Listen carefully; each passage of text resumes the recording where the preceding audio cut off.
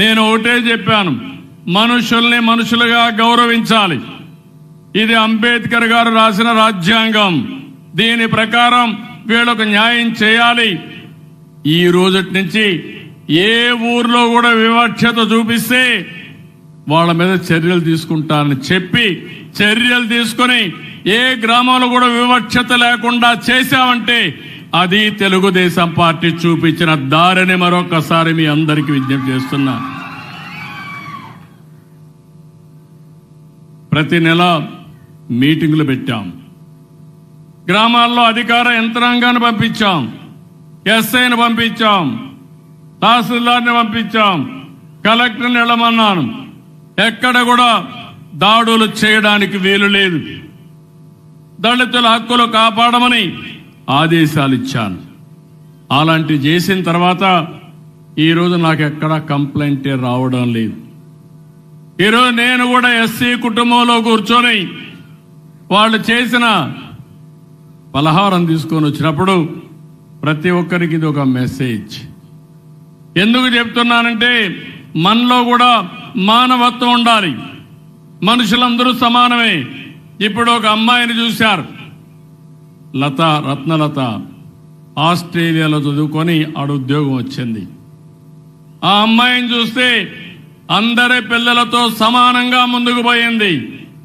ఇంకో పక్క అనిల్ని చూశారు, కెనడాలో ఉద్యోగం చేస్తున్నాడు, 70 లక్షల రూపాయలు 60-70 లక్షలు సంపాదిస్తున్నాడు.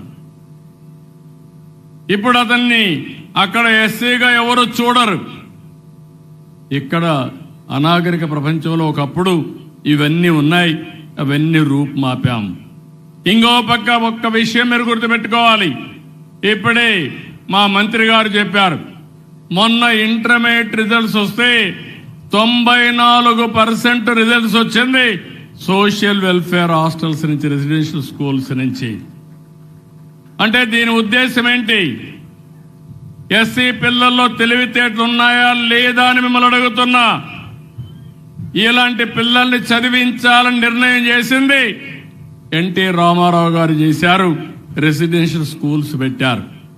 వీళ్ళు మట్టిలో మాణిక్యాలు. ఈ పిల్లల్ని బాగా చదివిస్తే ప్రపంచాన్ని శాసిస్తారనే ఉద్దేశంతో రెసిడెన్షియల్ స్కూల్స్ పెట్టారు. నేను కూడా ఆలోచిస్తున్నా, అనేక ప్రయత్నాలు చేశా. మళ్లీ మీ అందరికి హామీ ఇస్తున్నాను, భవిష్యత్తులో ఎస్సీ పిల్లలందరూ చదువుకునేట్టుగా రెసిడెన్షియల్ స్కూల్స్ పెట్టి వాళ్ళ జీవితాలను మార్చే పరిస్థితి తెలుగుదేశం ప్రభుత్వం తీసుకుంటాం, ఎన్డీఏ ప్రభుత్వం తీసుకుంటాం. ఒక్కసారి ఆ ఇద్దరి పిల్లలను చూశారు. ఆ ఇద్దరి పిల్లలకి చదివించాం. సరైన సమయంలో నేను ఒక 10 లక్షలు ఇచ్చాను. రత్నలత తండ్రి ఇక్కడ ఎంత ఆనందం పడ్డాడంటే భావోద్వేగం చూశారు మీరు. నా కూతుర్ని చదివించలేకపోయాను, సరైన సమయంలో మీరు 10 లక్షలు ఇచ్చారు, ఆపద్ బాంధవుడిగా మార్గదర్శకుడిగా ఆదుకున్నారు. ఇప్పుడు నా కూతురు జీవితం బాగుపడింది, ఆ అమ్మాయి నన్ను చూసుకుంటుందని కళ్ళ నీళ్లు పెట్టుకున్నాడు. ఆనంద బాష్పాలుగా వచ్చాయి. అది చూసినప్పుడు నా జీవితం చరితార్థం అనుకుంటున్నా, ఆనందపడుతున్నా. ఇలాంటి పనులు చేసినప్పుడు ఉండే తృప్తి సమాజంలో దేని మీద రాదని కూడా మీ అందరికీ తెలియజేస్తున్నా. అందుకనే ఈరోజు ఇంకొక పక్కన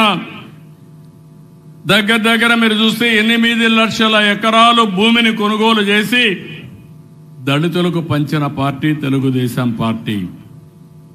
ఎస్సీ పిల్లలకు, ఎస్టీ పిల్లలకు స్టడీ సర్కిల్ పెట్టి పిల్లల్ని చదివించాం. సివిల్స్ లో గాని గ్రూప్ 1 సర్వీసులో బాగా చదివించాం. 2002లోనే ముందడుగు కార్యక్రమం పెట్టి ముందుకు తీసుకుపోయాం. ఇప్పుడు మీరు చూశారు, అంబేద్కర్ ఓవర్సీస్ విద్యానిధి. దీనిపై నేను ఒకటే హామీ ఇస్తున్నాను, మళ్ళీ చదువుకోవాలి అని ఆశ ఉండే పిల్లలందరినీ చదివించే బాధ్యత ప్రభుత్వం తీసుకుంటాం. దీన్ని మెరుగుపరుస్తాం. తొందరలోనే గైడ్ లైన్స్ తయారు చేస్తాం. ఒకప్పుడు మీరు చూస్తే ఎస్సీ ఎస్టీ పిల్లలకు 15 లక్షలు, బీసీ ఈబీసీ కాపు మైనారిటీ వర్గాలకు 10 లక్షలు ఇచ్చాం. దీని కింద సుమారు 7,000 మందిని చదివించాం. 467 కోట్లు ఖర్చు పెట్టాం. 14-19లో ఎస్సీ విద్యార్థులకు 619 మందిని చదివిస్తే ఎస్టీ విద్యార్థులు 55 మంది చదివించి దగ్గర 50 కోట్ల రూపాయలు ఖర్చు పెట్టాం. ఇంకో పక్క అందరి పిల్లల్ని మనం ఆ రోజు చదివిస్తే 19-24 వచ్చిన ప్రభుత్వం కేవలం 438 మందిని మాత్రం చదివించారు.